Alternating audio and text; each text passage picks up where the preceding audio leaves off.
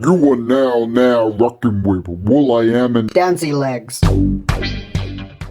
So to make our woolly mammoth, you will need a pencil, you will need a pen, a good pair of scissors, but be careful with them. If you've got one, a little hole punch like this helps, but doesn't matter if not.